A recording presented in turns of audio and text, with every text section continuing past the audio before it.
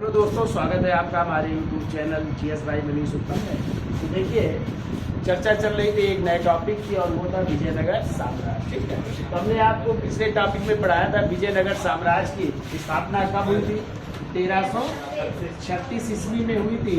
और किसने की थी तो आपको हमने बताया था हरिहर और बुक्का नामक दो भाई थे। ठीक है, और अभी पुलिस में ये आया भी था, उस दिन हमने पढ़ाया भी था आपको एक, और यही क्वेश्चन आया था कि विजयनगर साम्राज्य के संस्थापक कौन है अभी 30 वाले तारीख को। ठीक है, तो कौन है, हरिहर और बुक्का, जो किसके बेटे थे, संगम के 5 पुत्रों में से 2 पुत्र थे, यानी संगम इनके पिता का नाम था। ठीक है, और इन्हीं के 5 पुत्रों में से ये 2 पुत्र थे, हरिहर और बुक्का, जिन्होंने विजयनगर साम्राज्य की स्थापना की थी। और उस समय पूछा जाता है दिल्ली सल्तनत के सुल्तान कौन थे, तो उस समय दिल्ली सल्तनत के सुल्तान थे मोहम्मद बिन तुगलक। तो एक कहानी मिलती है कि जो ये हरिहर और बुक्का थे, ये पहले जो है वारंगल के शासक, और वारंगल के शासक थे कौन, प्रताप रुद्रदेव के यहाँ जो है ये राजस्व अधिकारी थे। क्या थे, राजस्व अधिकारी के पद पर थे। ठीक है, फिर वहां से ये लोग चले गए जो है कामपिल्ले। कहाँ चले गए, वारंगल से चले गए कामपिल्ले चले गए। ठीक है, और कामपिल्ले में जो है ये मंत्री हो गए दोनों भाई, तो वहाँ पे मंत्री थे। और उसी समय कहते हैं मोहम्मद बिन तुगलक ने कामपिल्ले पर आक्रमण किया। कहाँ पे आक्रमण किया, कामपिल्ले पर आक्रमण करते हैं और इन दोनों भाइयों को यानी हरिहर और बुक्का को जो है पकड़ करके ले आते हैं और इनको जबरदस्ती कौन सा धर्म स्वीकार करवाते हैं, इस्लाम धर्म स्वीकार करवा दिया जाता है। तो ये लोग क्या धर्म स्वीकार कर लेते हैं, इस्लाम धर्म स्वीकार कर लेते हैं। लेकिन कुछ समय बाद जो है कामपिल्ले में फिर विद्रोह हो जाता है। क्या हो जाता है, कामपिल्ले में विद्रोह होता है। तो मोहम्मद बिन तुगलक ने जो है इन दोनों भाइयों को इस विद्रोह को दबाने के लिए फिर कामपिल्ले भेजते हैं। तो ये दोनों भाई कहाँ आते हैं, कामपिल्ले विद्रोह दबाने के लिए।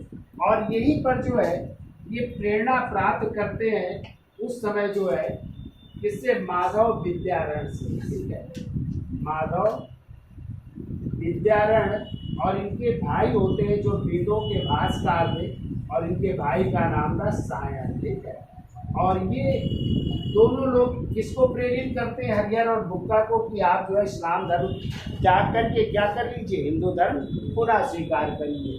तो इस कारण ये दोनों भाई इनसे प्रेरित होकर के, माधव विद्यारण से और सायन से प्रेरित होकर के पुनः जो है हिंदू धर्म जो है स्वीकार करते हैं। तो कहते हैं इनको पुनः हिंदू धर्म में चूंकि क्या करना पड़ा, शुद्धिकरण करना पड़ा।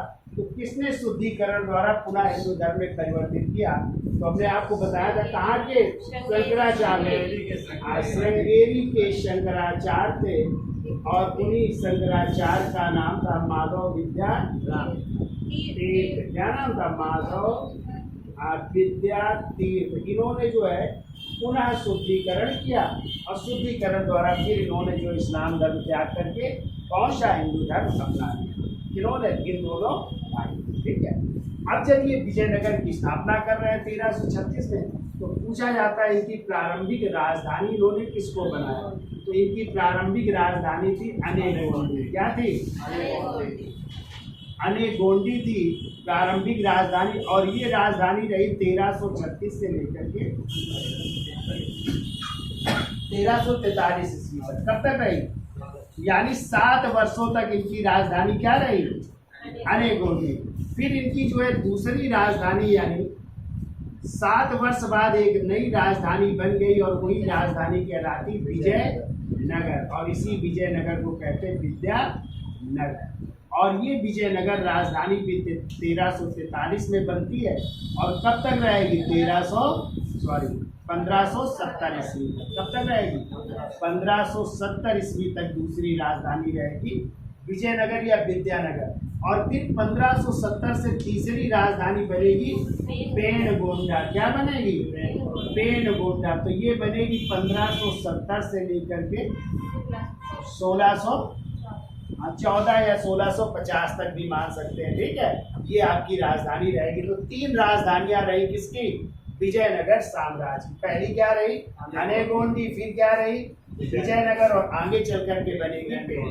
ठीक है, फिर हमने आपको बताया था कि यदि आ जाइए विजयनगर साम्राज्य किस नदी के किनारे स्थित था, तो आ जाएगा तुंगभद्रा नदी के किनारे। किस नदी के किनारे? तुंगभद्रा नदी के किनारे स्थित था। और यदि पूछा जाए विजयनगर का आधुनिक नाम क्या है, इसका आधुनिक नाम है हम्पी या हस्तिनावती नाम है, ठीक है। और जो कहाँ पे पड़ेगा आज? कर्नाटक। यानी विजयनगर साम्राज्य आज कहाँ पे पड़ेगा? कर्नाटक में पड़ेगा, ठीक है। फिर हमने आपको बताया था यदि पूछा जाए विजयनगर और एक और राज्य आप पढ़ेंगे अभी, बहमनी साम्राज्य, ठीक है। और विजयनगर और बहमनी साम्राज्य के बीच जो है संघर्ष होता है, ठीक है। तो संघर्ष का कारण पूछा जाता है कौन सा दोआब था, तो वो था रायचूर दोआब था। तो क्वेश्चन आता है रायचूर दोआब जो था किन दो नदियों के बीच स्थित था, तो वो दो नदियां थी कृष्णा नदी और तुंगभद्रा। इस तुंगभद्रा नदी के बीच की उपजाऊ भूमि थी जिसे कहते थे रायचूर दोआब। और इसी दोआब को लेकर के किसके बीच संघर्ष हुआ? विजयनगर और बहमनी साम्राज्य के बीच। तो आगे आप लोग पढ़ेंगे कि इस बहमनी साम्राज्य की स्थापना भी 1347 ईस्वी में होगी। और कौन करेगा? हसन गंगू, या जिनका नाम था अलाउद्दीन हसन रहमान शाह करेंगे, ठीक है। तो अब हम चर्चा कर लेते हैं इस विजयनगर के संस्थापक किसकी? हरिहर प्रथम की। और हरिहर प्रथम का टाइम क्या? 1336 से 1356। जो किसके बेटे थे? संगम के बेटे थे, इसलिए इस वंश का नाम भी कौन सा वंश था?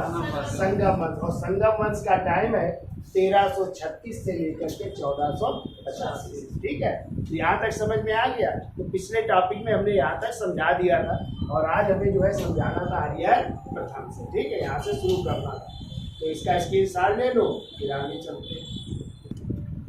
तो देखिए जो संगम वंश के संस्थापक है वो कौन है? हरिहर प्रथम। तो देखिए हरिहर प्रथम का टाइम है 1336 से 1356। देखिए हरिहर प्रथम ने अपना राज्याभिषेक कब करवाया?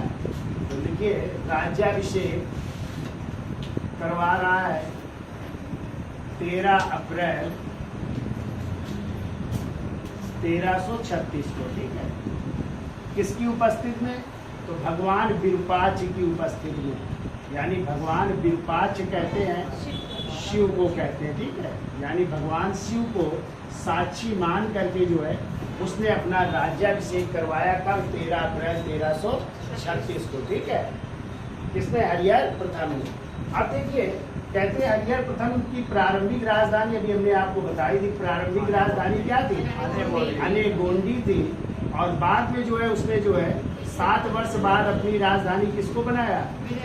विजयनगर को, ठीक है। जबकि उसके सह शासक के रूप में यदि पूछा जाए किसने शासन किया, तो सह शासक के रूप में शासन किया उसके छोटे भाई बुक्का प्रथम ने, ठीक है। और बुक्का प्रथम ने जो है उप राजधानी के रूप में जो है यदि आ जाए उप राजधानी क्या थी, पीछे हमने पढ़ाया भी था। उप राजधानी उसने बनाया था गुट्टी को। किसको? यानी गुट्टी उप राजधानी थी। तो बुक्का प्रथम कहाँ से शासन करता था? गुट्टी से, ठीक है। अब देखिए हरिहर प्रथम ने क्या क्या कहाँ पे आक्रमण किए उनकी चर्चा कर लेते हैं। तो देखिए 1346 ईस्वी में हरिहर प्रथम ने होयसल राज्य को जीत लिया। होयसल राज्य को जीत लिया, ठीक है। इसके अलावा जो है उसने जो है मदुरा विजय के लिए 2 सेनाएं भेजी थी। 2 सेनाएं भेजी और वो 2 सेनाएं किसके नेतृत्व में भेजी थी? एक कुमार सम्मन के नेतृत्व में और दूसरी सेना भेजी थी कुमार कंपा के नेतृत्व में। कुमार कंपा के नेतृत्व में। लेकिन उसने मदुरा को अपने साम्राज्य में अभी नहीं मिलाया था। आगे चल करके मदुरा को कौन मिलाएगा? बुक्का प्रथम जो है। लेकिन ये अभियान किए गए थे और इस अभियान का उल्लेख किया है कुमार कंपा की पत्नी। कुमार कंपा जो ये थे इनकी पत्नी थी और इनकी पत्नी का नाम था गंगा देवी। और गंगा देवी ने एक किताब लिखी है और उस किताब का नाम है मदुरा विजय, ठीक है। यानी इस मदुरा विजय का उल्लेख कुमार कंपा की पत्नी गंगा देवी ने अपनी पुस्तक किसने किया है? मदुरा बीजीएम में किया है, यहाँ से ये जानकारी प्राप्त होती है। ठीक है, ये आप लोग याद रखिएगा। अब कहते हैं हरिहर प्रथम के समय ही बहमनी साम्राज्य, यानी इन्हीं हरिहर प्रथम के समय ही बहमनी शासक ने जो है, या बहमनी साम्राज्य के शासक ने आक्रमण किया था। तो यहीं से आक्रमण शुरू हो जाता है। और आक्रमण का कारण क्या था, तो हमने आपको बताया था रायचूर दोआब का। और रायचूर दोआब कहाँ की उपजाऊ भूमि थी? दो नदियों के बीच, कृष्णा और तुंगभद्रा नदियों की उपजाऊ भूमि। तो इस रायचूर दोआब को लेकर के संघर्ष छिड़ गया, किसके किसके बीच? विजयनगर और बहमनी साम्राज्य के बीच छिड़ जाता है। ठीक है, फिर 1356 में हरिहर प्रथम की मृत्यु हो गई, तो इसके कोई पुत्र नहीं था। ठीक है, तो इसने अपने छोटे भाई किसको, बुक्का प्रथम को अपना उत्तराधिकारी घोषित किया। तो अगला शासक कौन बनेगा? बुक्का प्रथम। ठीक है, इसका स्क्रीनशॉट ले लो, फिर आगे चलते हैं। तो देखिए हरिहर प्रथम की मृत्यु के बाद जो है, हरिहर प्रथम के कोई पुत्र नहीं था, तो उनका छोटा भाई कौन बन रहा है? बुक्का प्रथम। और बुक्का प्रथम का टाइम है 1356 से 1377। अब देखो इसने कौन कौन सी उपाधियां धारण की, तो लिखिए उपाधि बुक्का प्रथम की। पहली उपाधि लिखो वेद मार्ग प्रतिष्ठापक। वेद मार्ग प्रतिष्ठापक की उपाधि धारण की।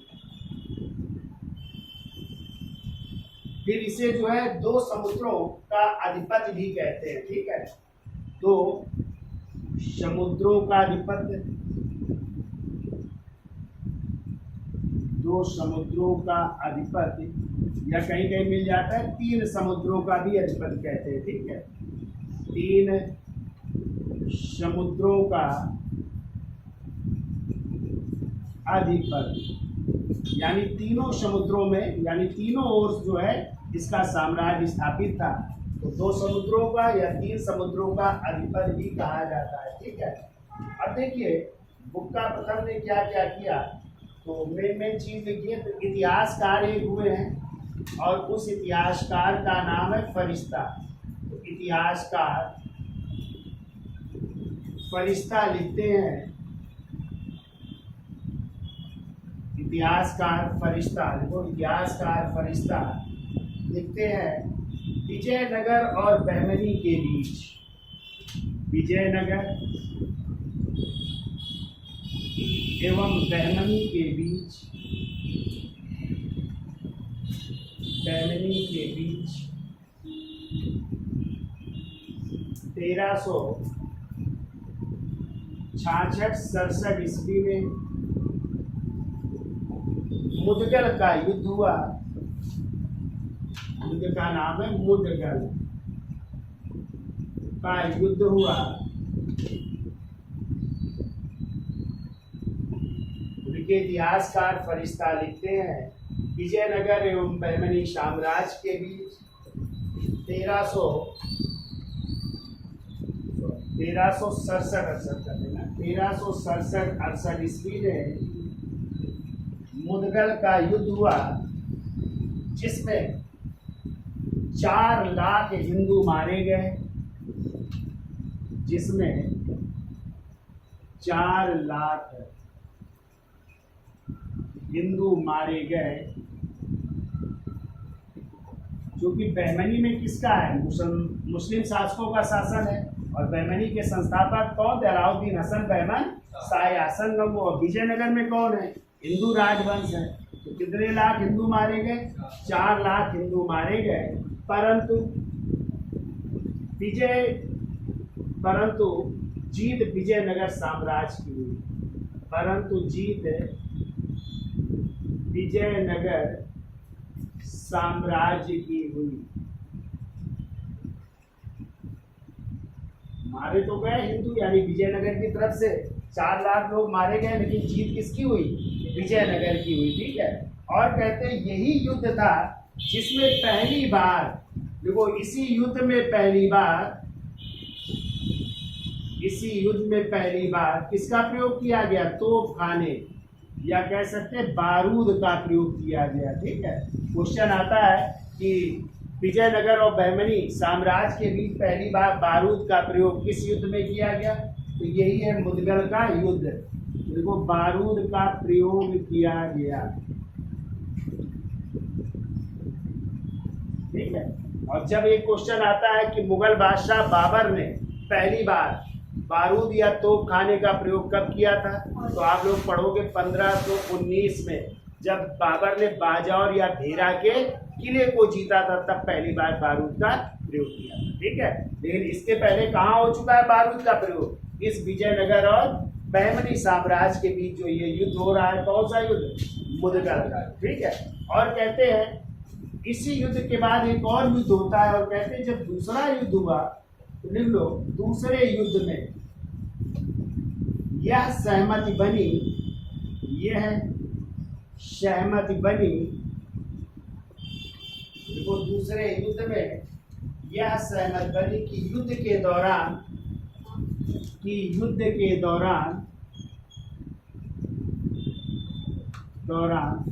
आम आदमी की ना, या आम जो लोग हैं, आम आदमी की क्या नहीं की जाएगी? हत्या नहीं की जाएगी, ठीक है, नहीं की जाएगी।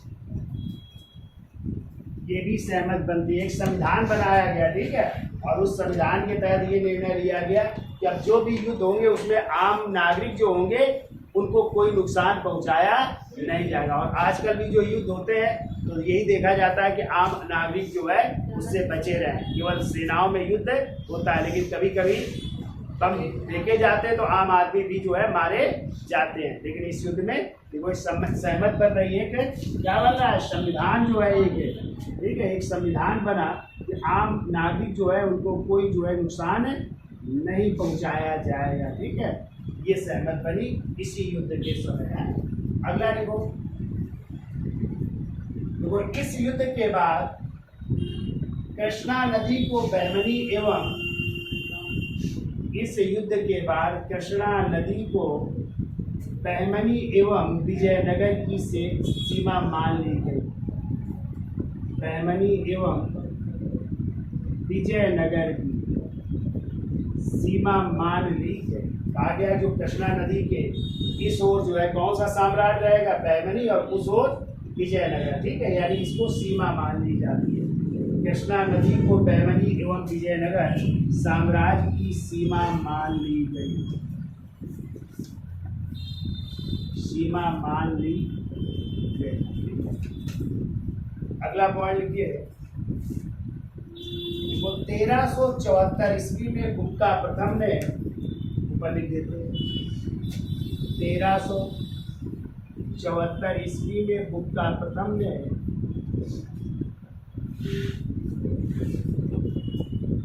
चीन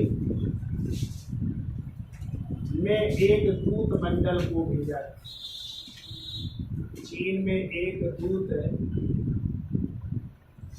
मंडल को भेजा था। तो चीन में जो है एक दूत मंडल भेजा जा रहा है कब? 1374 ईस्वी में। देखो 1377 ईस्वी में, 1377 ईस्वी में गुप्ता प्रथम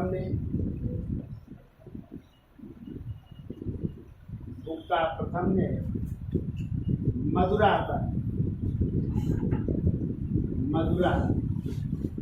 पर आक्रमण करके या मदुरा पर अधिकार करके उसे अपने साम्राज्य में मिला दिया। उसे अपने साम्राज्य में मिला दिया, ठीक है। कब मदुरई को मिला लिया जा रहा है? 1377 ईस्वी में, ठीक है। और इसके पहले हमने आपको बताया था किसके नेतृत्व में सेना भेजी गई? कुंवर कंपा और सम्मन के नेतृत्व में, ठीक है। लेकिन तब मिलाया नहीं गया था, केवल आक्रमण किया गया था, ठीक है। और यहाँ पे जो है क्या किया जा रहा है? मदुरई को जो है अधिकार करके उसे अपने साम्राज्य में मिला दिया जाता है, ठीक है। अब देखिए गुप्ता प्रथम के बाद जो है अगला जो शासक बनता है उसका नाम है हरिहर द्वितीय। ठीक है, तो हेडिंग डाल लीजिए हरिहर द्वितीय, इसका स्क्रीनशॉट ले लो, फिर आगे चलते हैं। तो देखिए बुक्का प्रथम की मृत्यु के बाद उसका बेटा अगला शासक बन रहा है विजयनगर का, और उसका नाम है हरिहर द्वितीय। टाइम है 1377 से 1404। तो देखिए पिता का नाम क्या है, तो पिता का नाम देखिए बुक्का प्रथम है, बुक्का प्रथम। माँ का नाम लिखिए, माँ का नाम है गौराम्बिका देवी है, उनको गौराम्बिका रानी है, लिख लोगे गौराम्बिका रानी नाम था माँ का नाम। ठीक है, उपाधि लिख लो इसकी। ये देखो उपाधियाँ इसकी कौन कौन सी, इसकी उपाधि पहले तो लिखो महाराजा धीराज की, महाराजा धीराज है, उपाधि धारण कर रहा है। दूसरी लिखो राज परमेश्वर की, राज परमेश्वर की। देखो राज व्यास की उपाधि धारण की, राज व्यास। देखो राज वाल्मीकि की उपाधि धारण की,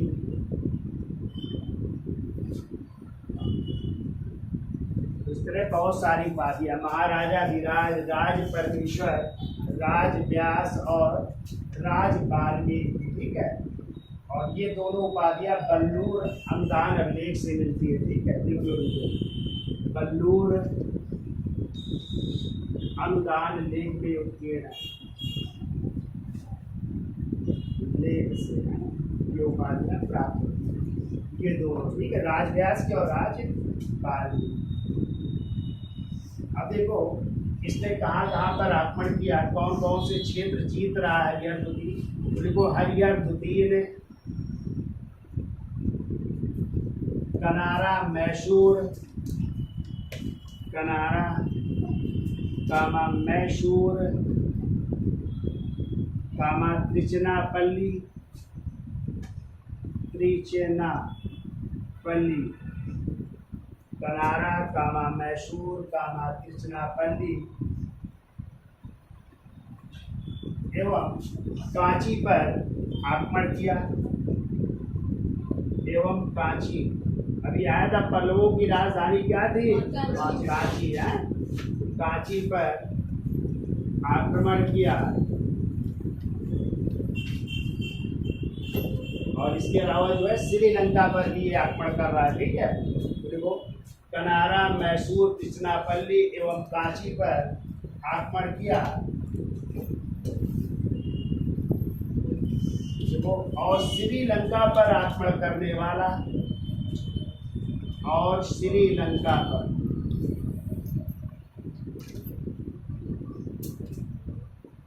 आक्रमण करने वाला वह प्रथम शासक था।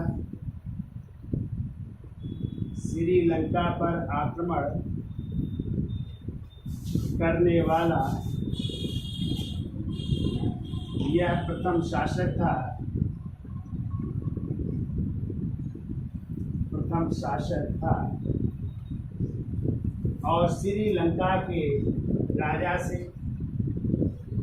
और श्रीलंका के राजा से क्या लिया, राजस्व भी वसूला है, राजस्व वसूला या राजस्व प्राप्त किया या टैक्स प्राप्त किया। ठीक है, तो वहाँ के राजा से राजस्व भी प्राप्त कर रहा है, वसूल रहा है।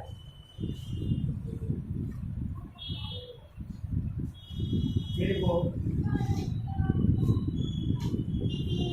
हरिहर द्वितीय की महत्वपूर्ण सफलता,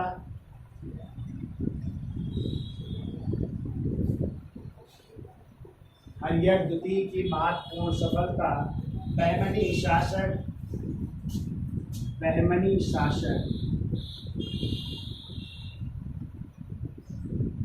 अलाउद्दीन मुजाहिद शाह से,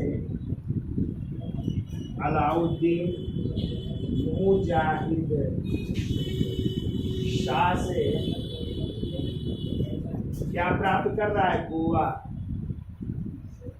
गोवा का नाम सुना है, बताओ जरा गोवा कब भारत में मिलाया गया, किस सैनिक अभियान द्वारा, कौन सा सैनिक अभियान?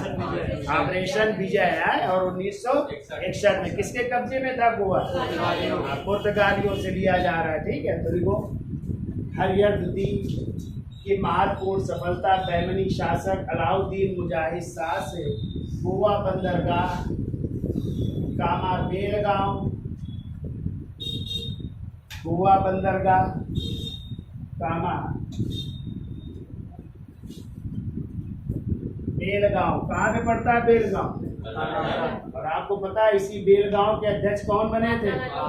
महात्मा गांधी जी। कब बने थे? 1924 में। ठीक है, तो बेलगांव फिर को उत्तरी कोंकण, उत्तरी कोंकण, उत्तरी कोंकण पर स्थित, उत्तरी कोंकण पर स्थित चौल और दाभोल बंदरगाह पर, चौल और दाभोल बंदरगाह पर, दाभोल बंदरगाह पर अधिकार करने, चौल और दाभोल बंदरगाह पर अधिकार कर।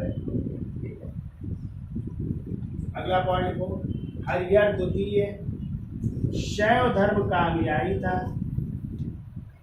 शैव धर्म का अनुयायी और भगवान विरूपाक्ष, और भगवान विरूपाक्ष, और विरूपाक्ष कौन थे? शिव का भक्त था। भगवान विरूपाक्ष यानी शिव का ये भक्त भी था। देखो हरिहर द्वितीय शैव धर्म का अनुयायी और भगवान विरूपाक्ष का भक्त था या उपासक था, कुछ भी लिख लीजिए। देखिए अगला पॉइंट, हरिहर द्वितीय को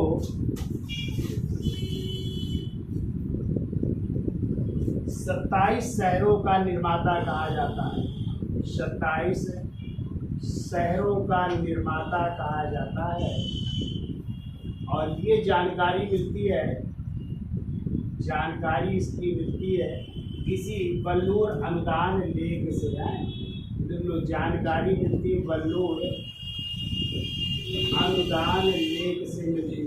तो उसमें जो है 27 शहरों का निर्माण करवाया था और इसका उल्लेख है, इस अभिलेख में भी इसका उल्लेख मिलता है। ठीक है,